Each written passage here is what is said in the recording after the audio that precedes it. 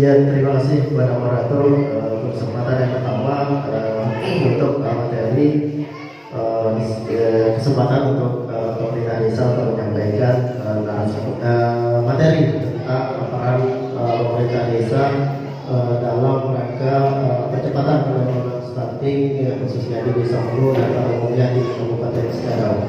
Ya, mohon izin di depan Ibu Bapak. Ya, terima kasih mungkin kepada ibu-ibu yang telah hadir untuk menyempatkan waktunya, terutama telah rekod membawa anak-anak pada kesempatan pagi hari ini. Ya, jadi yang pertama tentunya dalam visi misi pemerintah desa, terutama kepala desa tetap memiliki visi misi program selama jabatan atau selama, terutama kalau di desa itu ada 6 tahun dalam satu periode, itu tetap pasti ada program-program kerja yang akan dicapai. Lanjut Bu. Ya, mengenai program kerja mungkin kita ada di bidang pemerintahan, pembangunan, pembinaan pemberdayaan dan informasi lainnya. Lanjut Bu Eri. Ya, kita fokus untuk di dalam penanganan penurunan stunting, mungkin kita lebih dari bidang kesehatan. Nah, dalam hal ini pasti kalau untuk program kami dari pemerintah Desa Hulu untuk bidang kesehatan dan sosial kemanusiaan, yaitu menjalin kerjasama dengan pihak puskesmas guna terciptanya pelayanan kesehatan di desa. Ya, jadi selama ini memang dari pemerintah desa bekerja sama dengan puskesmas Sekadau juga dalam rangka pelayanan kesehatan dasar kepada masyarakat yang ada di Desa Hulu. Ya, selanjutnya melakukan pembangunan sanitasi lingkungan dan nyaman sehat untuk masyarakat guna terciptanya lingkungan yang bersih dan sehat. Nah, jadi ini semua berhubungan tetap ada kaitannya dengan kesehatan serta lingkungan yang lingkungan tempat tinggal kita nantinya juga berefek ke arah stunting ini. Ya, selanjutnya untuk mengembangkan organisasi wanita seperti PKK, kelompok kerja perempuan, posyandu balita dan lansia, kegiatan posyandu, layanan terpadu kepada masyarakat. Ya, alhamdulillah dari pemerintah Desa Munggu, mohon maaf ini mungkin agak cepat atau lanjut sedikit dalam penyampaian. Jadi selama ini dari melalui organisasi seperti PKK, kelompok kerja perempuan, posyandu balita dan lansia juga, alhamdulillah selama ini sudah aktif dilaksanakan, dan ibu mungkin selama ini sudah hadir dalam kegiatan posyandu. Kalau untuk di Desa Munggu itu ada 4 posyandu lansia dan 4 posyandu lansia, 4 posyandu balita dan 4 posyandu lansia. Itu silakan hadir, jadwalnya sudah ditentukan di kadar masing-masing. Selanjutnya mengupayakan bantuan dari pemerintah maupun pihak ketiga. Jadi selama ini bantuan-bantuan terutama bidang FLH, pelatihan layak huni itu sudah dibangun juga di Desa Munggu. Ya, lanjut. Ya, untuk diketahui juga mungkin ada ibu nih belum tahu jumlah penduduk Desa Munggu. Jadi sampai saat ini kita untuk jumlah penduduk Desa Munggu, jadi luas penduduk Desa Munggu ini juga dari bapak-bapak dari BKKBN untuk diketahui. Jadi Desa Munggu itu seluas 3.300 hektar 4, terdiri dari 2 dusun, 5 RW dan 25 RT. Jadi jumlah penduduk per Agustus 2022 berdasarkan sumber juga dari Capil itu sebanyak 11.463 jiwa. Terdiri dari laki-laki 5.854, perempuan 5.609 jiwa. Jadi jumlah kepala keluarga yang ada di Desa Munggu sejumlah 3.360 kakak. Jadi Bapak Ibu bisa bayangkan jumlah jiwa sebanyak itu dan jumlah kepala keluarga sebanyak itu di dalam penanganan mungkin tadi disampaikan untuk di Desa Munggu itu stunting itu berpotensi sebanyak 24,sekian%.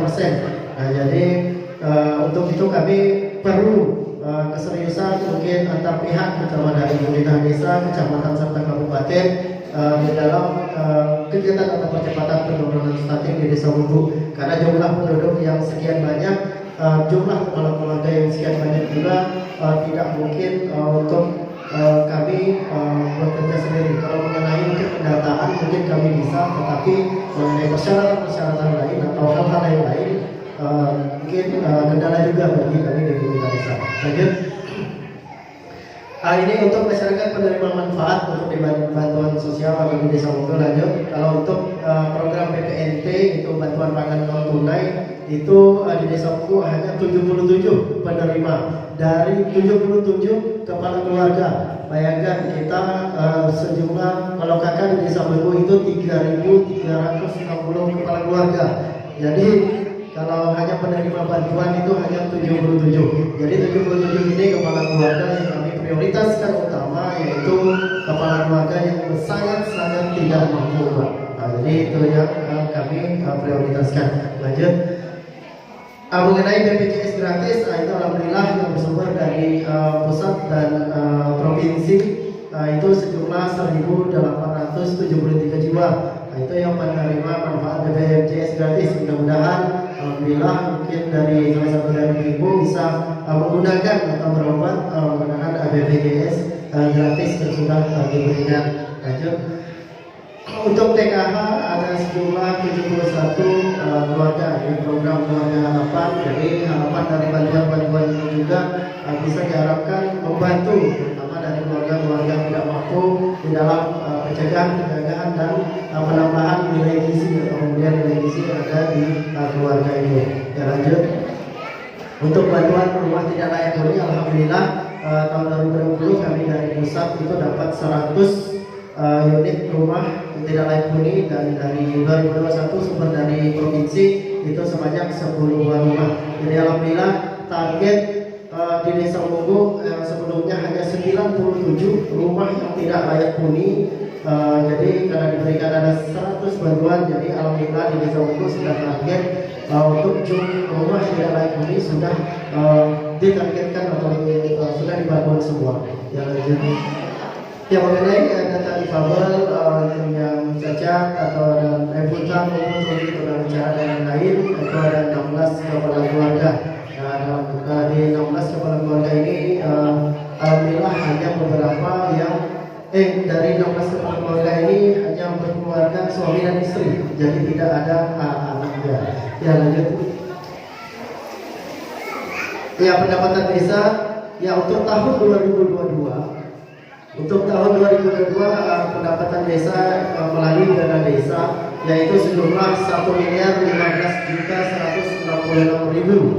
Nah, jadi kalau 8% itu untuk kesehatan itu sejumlah sudah kami alokasikan 8% dari dana desa itu 81.213.500, itu termasuk juga untuk penanganan COVID-19 yang ada di desa. Kemudian untuk kegiatan BIMTEK stunting, Pak, jadi kami juga sudah mengadakan kegiatan BIMTEK stunting itu sebesar 3.754.000. Ada dukungan kegiatan pengajian klinik dalam program penyampaian pengasuhan 1000 hari pertama kehidupan juga kami berikan kepada selama ini sosialisasi kepada ibu-ibu pengajian terutama di permata-permata BKMT yang ada di Desa Wonggo. Ya, jadi selama kegiatan pengajian tersebut juga diselingi kegiatan sosialisasi juga untuk penyampaian tentang pengasuhan 1000 hari pertama kehidupan. Kemudian dari 32.800.000 kami berikan kepada kader Posyandu, termasuknya di dalamnya juga ada koordinator kader Posyandu mengenai pelaporan dan lain-lain, dan termasuknya juga ada pemberian makanan tambahan dan operasional Posyandu. Dan kalau untuk pemberian makanan tambahan memang kami akui kami belum bisa mengalokasikan banyak, tetapi ada setiap tahunnya ya, karena memang berbagi anggaran dan berbagi kegiatan untuk di tahun 2022. Jadi total yang kami anggarkan untuk kegiatan kesehatan di tahun 2022 itu sejumlah 120.757.500. Jadi melebihi 8% yang ditargetkan melalui Permendes PDKT nomor 7 tahun 2021. Lanjut. Ya, dalam hal ini mengenai penurunan stunting, apa peran pemerintah desa? Nah, jadi peran desa dalam percepatan penurunan stunting itu mengacu kepada peraturan Presiden nomor 72 tahun 2021 tentang percepatan penurunan stunting kepada desa. Di pasal 11, pasal 22, pasal 24 ayat 3 itu sudah jelas. Jadi mungkin kita lihat di pasal 22 dalam rangka penyelenggaraan percepatan penurunan stunting di tingkat desa. Kepala desa menetapkan tim percepatan penurunan stunting di desa. Jadi alhamdulillah kemarin kita sudah menandatangani untuk TPK atau tim pendamping keluarga yang ada di Desa Wugu. Jadi dalam upaya atau pendataan pencegahan penurunan stunting. Nah di sini juga pemerintah desa memprioritaskan penggunaan dana desa. Dana desa dalam mendukung penyelenggaraan percepatan penurunan stunting. Ya lanjut.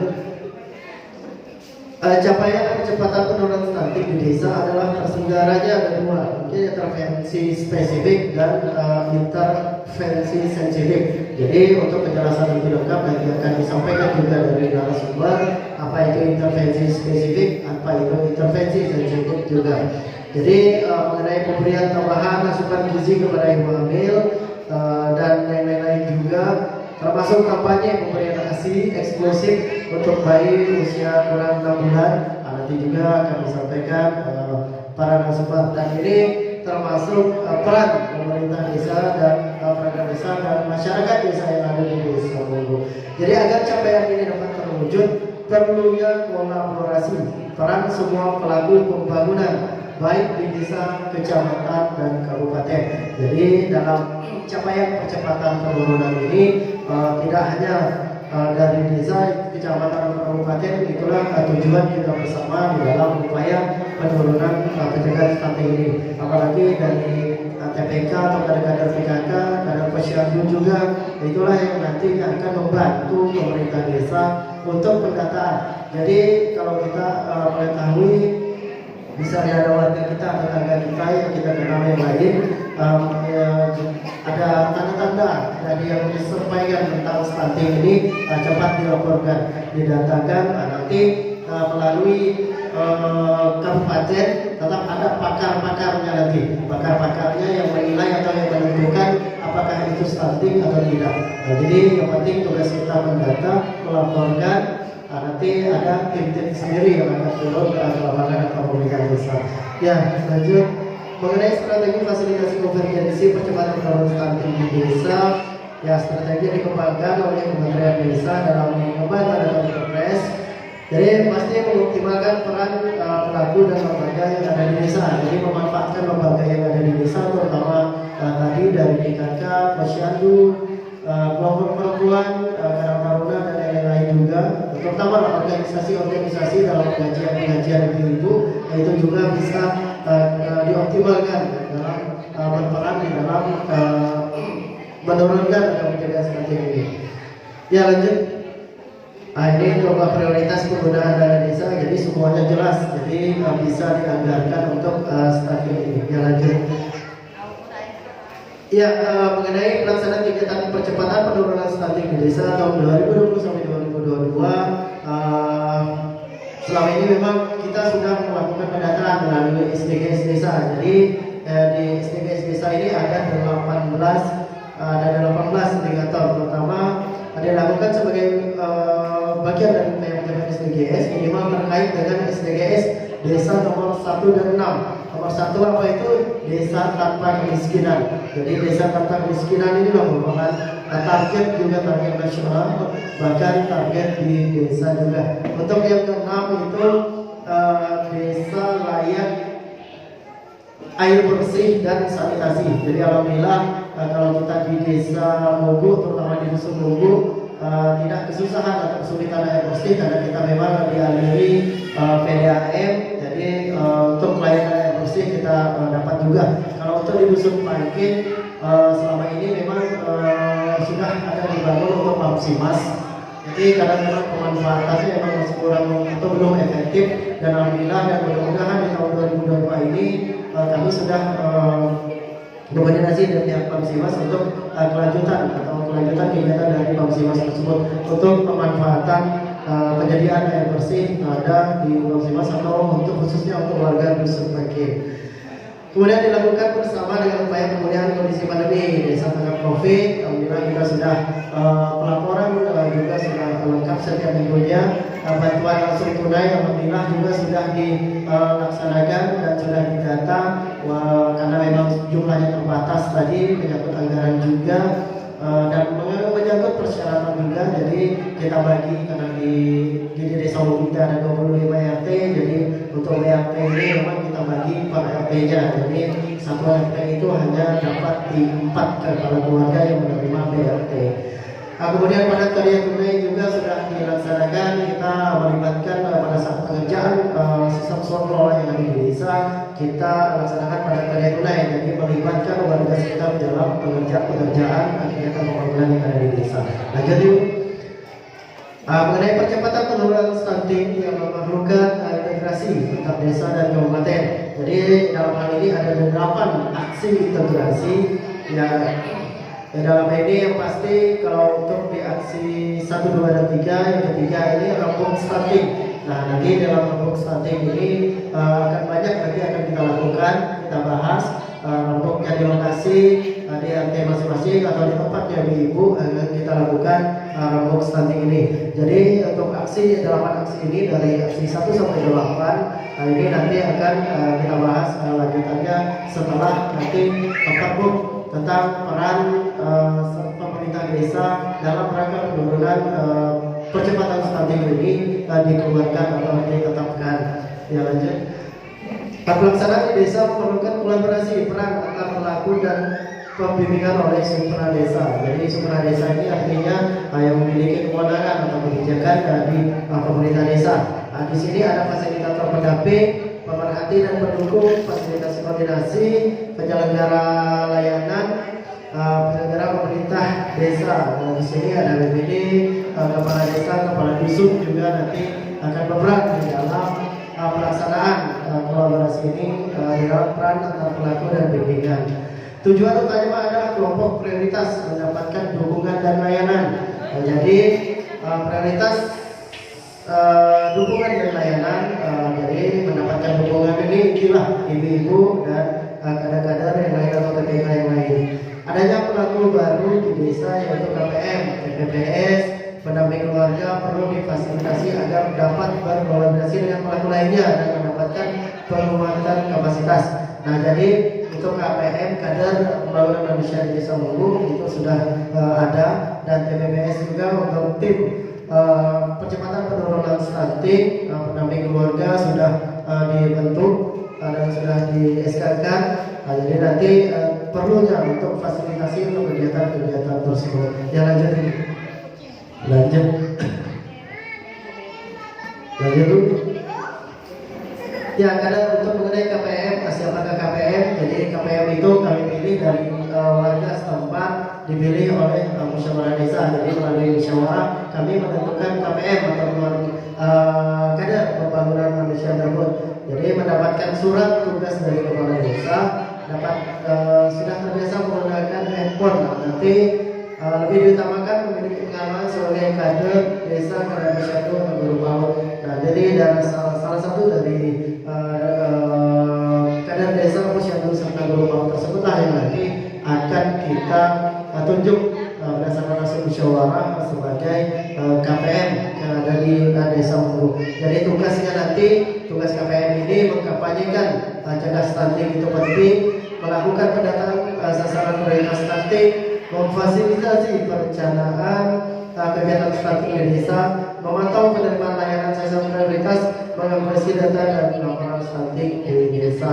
Jadi nanti untuk memudahkan tugas KPM dan desa di dalam memfasilitasi kegiatan percepatan penurunan stunting di desa, jadi nanti telah dikembangkan aplikasi EHDW. Jadi ada aplikasi tentang untuk stunting ini. Jadi untuk petugas KPM tersebut. Lanjut. Kelembagaan tim percepatan penurunan stunting di desa atau TPPS. Jadi tim percepatan ini bertugas mengkoordinasikan, menjadikan evaluasi penyelenggaraan percepatan penurunan stunting di tingkat desa. Jadi nanti untuk TPPS ini dibentuk dan tugasnya nanti akan ditetapkan di dalam SK dan didukung dalam SK. Ya, lanjut. Ya, jadi pelaporan konsolidasi konvergensi stunting di desa. Jadi alhamdulillah selama ini pelaporan dalam bentuk format scorecard scorecard ini memang sudah kami lakukan dari tahun 2020 karena laporan tentang scorecard ini memang sebagai syarat dalam pencairan dana desa di setiap tahapnya. Jadi untuk pencairan dana desa Monggo ini merupakan desa mandiri, jadi hanya ada 2 tahap. Jadi untuk di tahap kedua syarat pencairan pemerintah desa itu tetap harus memberikan laporan konvergensi stunting tingkat desa terhadap sasaran 1000 hari pertama kehidupan. Jadi format laporan seperti ini yang didata oleh kadar KPM desa dan bidan desa juga. Nah, inilah sebagai syarat. Jadi laporan stunting ini Bu, jadi sebagai syarat untuk pencairan dana desa di pemerintah desa. Yang lanjut, yang kebutuhan dukungan kepada desa agar dapat mengelola kegiatan konvergensi percepatan penurunan stunting. Nah, jadi dalam hal ini mungkin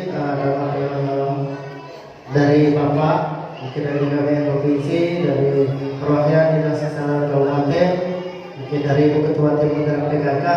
Jadi pada tahap perencanaan desa, kenapa kami butuh dukungan pada desa agar dapat mengelola kegiatan konvergensi stunting ini, terutama pada tahap perencanaan. Jadi peraturan bupati tentang kejelasan peran dan kewenangan yang diberikan kepada desa. Nah, nanti mudah-mudahan cepat dibuat atau dikeluarkan pergub tentang kejelasan peran kewenangan pemerintah desa. Karena apa? Di dalam perencanaan ini sangat penting karena berhubungan dengan anggaran yang dianggarkan. Jadi kami setidaknya kami melakukan musyawarah desa bersama masyarakat dan BPD itu ada dasarnya atau ada aturan di atasnya mengenai pergub tentang peran pemerintah desa dalam penanganan penurunan stunting. Terus informasi teknis kepada desa, pemerintah desa menyusun rencana kerja dan anggaran secara detail dan lengkap sesuai kebutuhan teknis.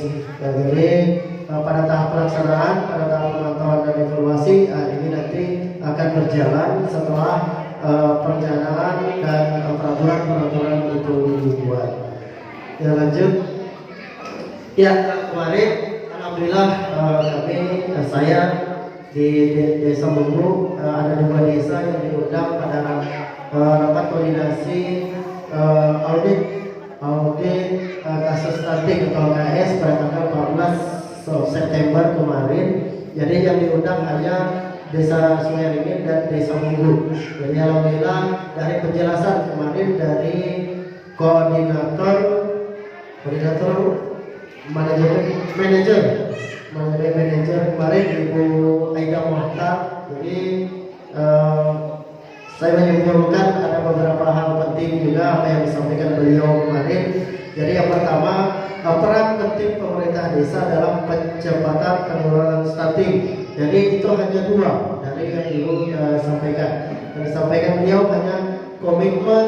Yang pertama komitmen, yang kedua inovasi. Jadi komitmen di sini bagaimana komitmen pemerintah desa, komitmen ibu-ibu semua, termasuk tim pendamping keluarga, TPBS dan kadar-kadar lainnya yang ada di desa itu berkomitmen atau bersungguh-sungguh lah kita di dalam upaya percepatan penurunan stunting ini. Jadi berkomitmen di dalam upaya percepatan ini dan hal-hal yang lainnya juga yang berhubungan dengan program ini juga. Marilah kita bekerja sama, kita bersama-sama berkomitmen di dalam melaksanakan program ini. Inovasi, siapa tahu mungkin dari ibu-ibu ada inovasi. Jadi inovasi ini artinya menciptakan sesuatu yang belum pernah ada menjadi ada. Jadi mungkin ada sistem pendataan yang lebih cepat yang diciptakan oleh ibu-ibu agar laporan stunting ini lebih akurat dan cepat dan diketahui. Jadi diperlukanlah inovasi di dalam upaya dalam percepatan penurunan stunting ini.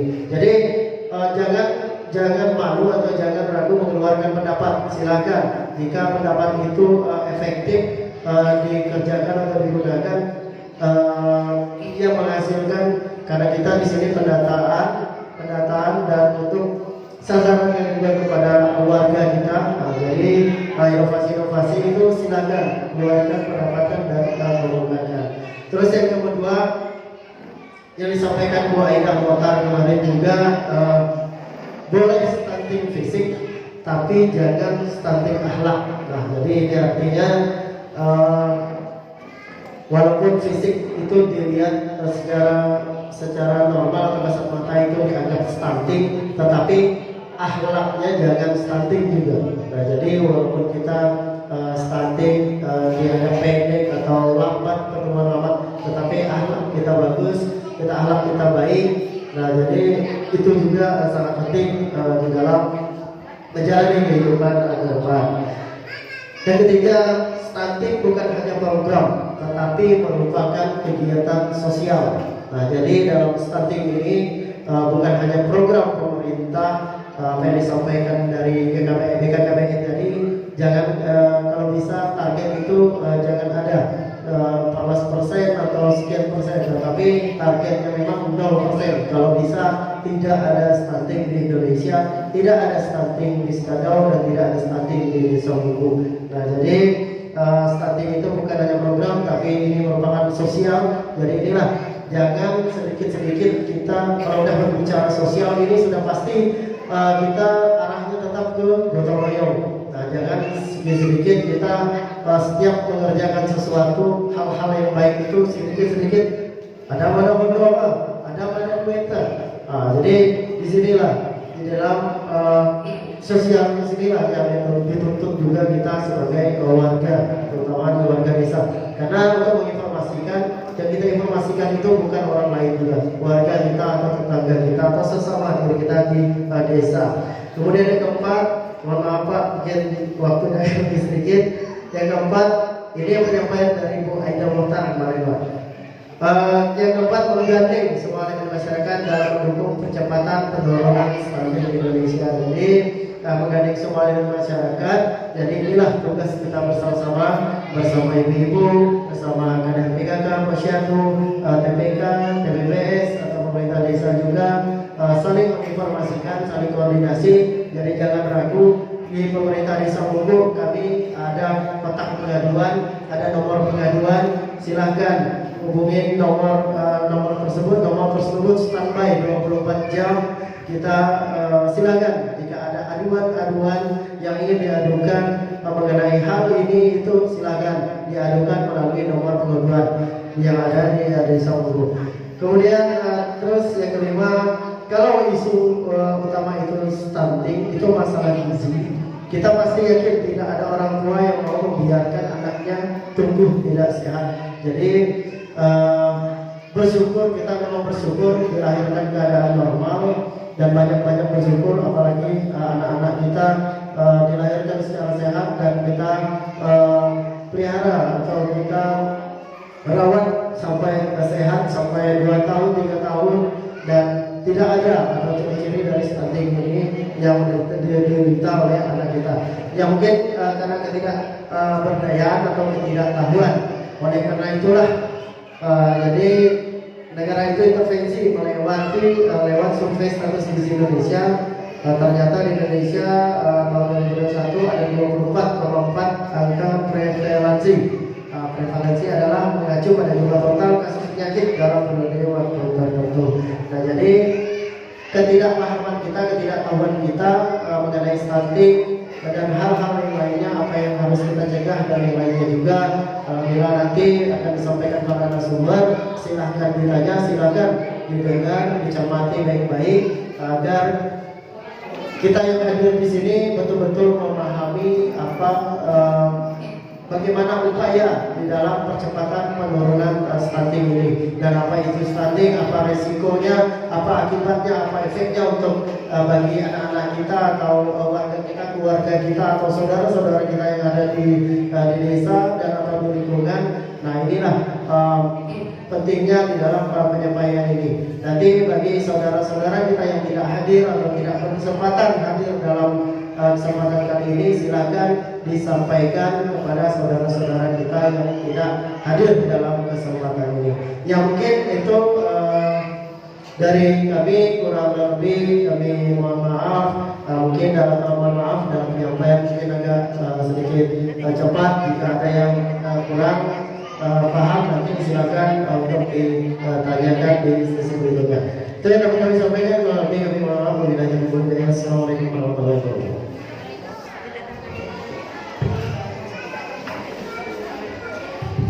Baik, terima kasih kepada Pak Kades Guru dan